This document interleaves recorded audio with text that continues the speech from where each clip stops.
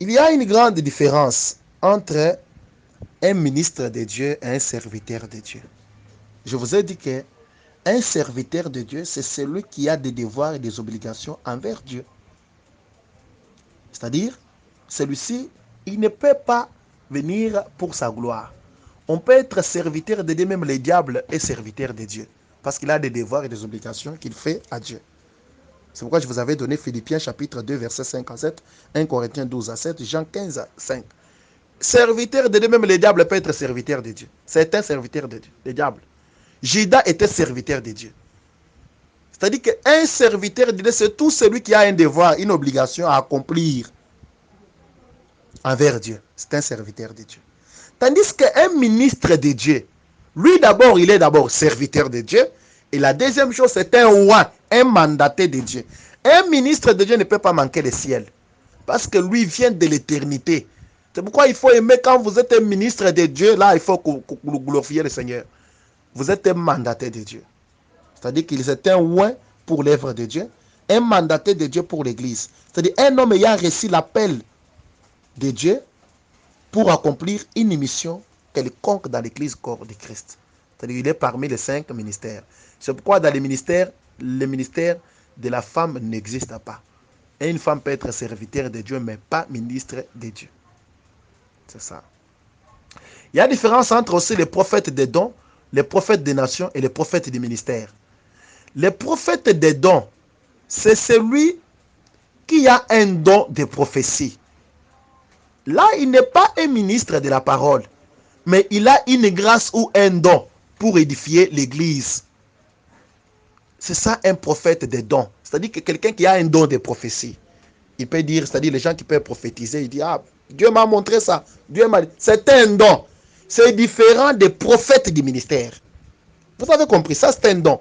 Les dons de la prophétie, même les femmes peuvent l'avoir. Les hommes, même les enfants, ils peuvent avoir les dons de la prophétie. Mais c'est différent du ministère prophétique. Ministère prophétique, c'est autre chose. Si vous lisez 1 Corinthiens 14, 1, vous verrez qu'il y a les dons de prophétie. 1 Corinthiens 14, 1. Tandis que les prophètes des nations, ils étaient établis sur la nation Israël. Ce sont des prophètes déjà passés. Il n'existe jamais encore un prophète des nations. Parce qu'il n'y avait qu'un prophète des nations, Dieu les établissait sur une nation qui était Israël. Parce que dans cette époque-là, Dieu était que Dieu d'Israël. Et Israël était une nation. C'est pourquoi quand un prophète s'est levé, on l'appelait prophète des nations. Quelle nation? Nation Israël. C'est pourquoi ils étaient établis sur la nation Israël et Dieu les avait cachés certaines choses concernant le temps actuel. Si vous lisez Jérémie chapitre 1 verset 10, Jérémie a été consacré prophète des nations. 1 Pierre chapitre 1 verset 10 à 12. Si vous lisez encore, vous verrez que les Isaïe, les Jérémie, les Osias, beaucoup de prophètes étaient des prophètes des nations. Dieu les a élevés sur une nation qui était Israël. Mais dans ce temps où nous sommes, il n'existe pas un prophète des nations. Parce qu'il n'y a plus de nations encore. Dieu est déjà dans l'église, corps du Christ. Et tous les prophètes doivent être un prophète du ministère. C'est-à-dire un prophète qui travaille dans l'église. Or, un prophète du ministère, c'est un prophète qui est d'abord dans l'Éphésiens chapitre 4, verset 11.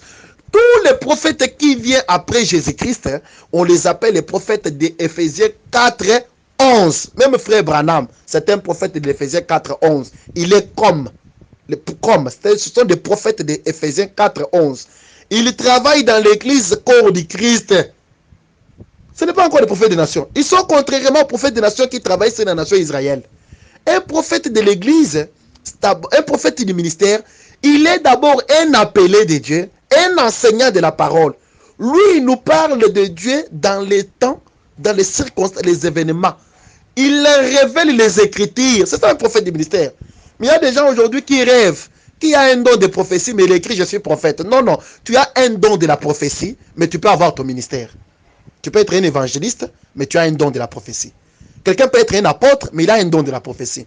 Quelqu'un peut être un évangéliste, mais il a un don. Il y a une différence entre les dons et le ministère. Le ministère, il n'y a que 5 ministères. Les dons, il y a 9 dons. On peut être ministre de Dieu, on peut avoir un ministère, mais on a 9 dons, on a 5 dons, on a 3 dons. Vous avez compris. Alors, un prophète du ministère, il est dans l'Éphésiens 4:11. Celui qui va nous parler, il va nous révéler les Écritures, comme moi, le prophète Patrick. Le ministère prophétique, je révèle les Écritures. L'apôtre Delphin, mon frère ici, il a un don de la prophétie, mais son ministère, il est apôtre. Vous voyez. Osborne, il était évangéliste, mais il avait un don de guérison. Adi Nabala, il était apôtre, mais il avait un don de guérison miracle et de prophétie.